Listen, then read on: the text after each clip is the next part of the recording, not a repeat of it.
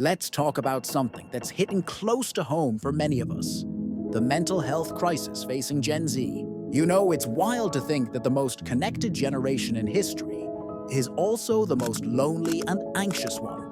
I remember scrolling through my social media feed late one night, seeing all these perfectly curated lives and feeling this overwhelming sense of not measuring up.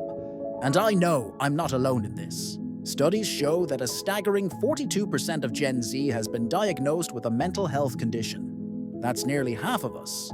But here's the thing: we're living in a pressure cooker.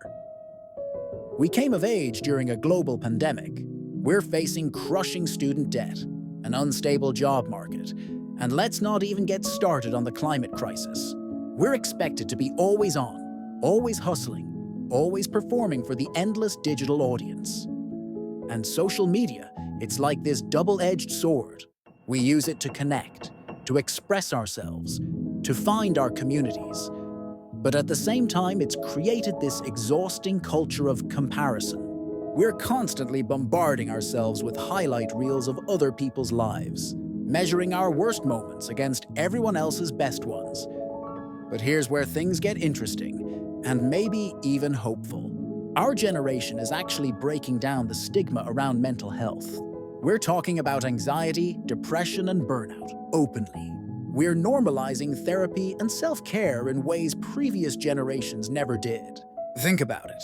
When was the last time you saw a TikTok about someone's therapy journey, or an Instagram post about taking a mental health day? We're making it okay to not be okay, and that's revolutionary. What's even more powerful is how we're reimagining what support looks like.